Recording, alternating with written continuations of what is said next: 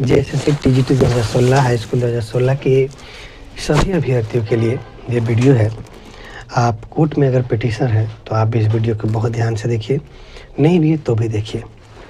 पहले ये समझिए कि जितने भी केस फर्स्ट बेंच में था फाइल, जितने भी छात्र फाइल किए थे फर्स्ट बेंच में पिटीशनर थे, उनका सभी का केस डिस्पोज करके सेकेंड बेंच में पहुँचा दिया गया। पहुँचा नहीं है मतलब आपको फर्स्ट बेंच से रिलीज कर दिया गया, फर्स्ट बेंच से ख़त्म कर दिया गया कि क्योंकि जेएसएससी सेकेंड बेंच पे केस लड़ रहा है तो अब आप फ्री हैं अपना बात रखने के लिए जेएसएससी के सेकेंड बेंच में।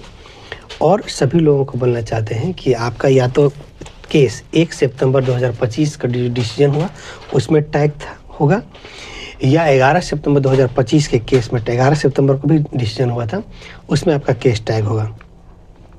अगर 11 सितंबर के बाद भी अगर आपका केस फाइल हुआ था, मान लीजिए नवंबर तक में भी केस फाइल हुआ है, नवंबर 2025 तक भी केस फाइल हुआ था, तो वो भी 11 सितंबर में जाके 11 सितंबर 2025 के जजमेंट में जाकर टैग हुआ होगा, आपका केस डिस्पोज हो गया। जबकि आप बताएं कि 27 नवंबर 2025 को केस का फैसला हुआ था। जितने भी केस 11 सितंबर 2025 के फैसले में टैग थे, पहले से या बाद में टैग हुआ, सबको डिस्पोज कर दिया कि वैसे ही डिस्पोज हुआ जैसा 1 सितंबर 2025 मीना कुमारी केस का फैसला जिस तरह से हुआ था उसी तरह से केस डिस्पोज हो गया।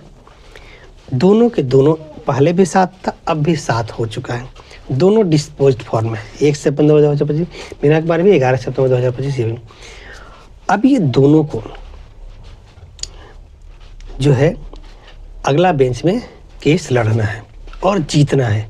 याद रखिएगा कि अगला बेंच में आपको केस जीतना होगा क्योंकि अगला बेंच का फैसला ही आपके ऊपर लागू होगा।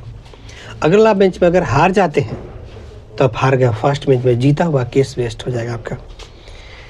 तो ज़रूरी है कि सेकेंड बेंच में आपको केस जीतना ही है, याद रखिएगा।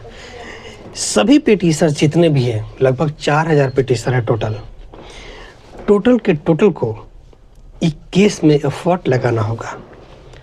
आपसे को पूरा दिल खोल के मेहनत करना है, ये बताना चाहते हैं।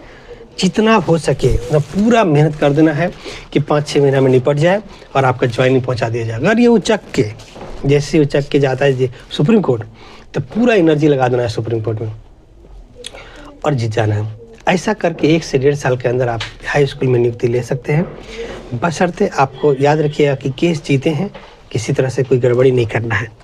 बहुत सारे लोग बोलते हैं कि अब देखिए, एक प्रश्न जो पूछे थे, बहुत सारे लोग क्वेश्चन पूछते हैं एक ठो कि अब डिस्पोज हो गया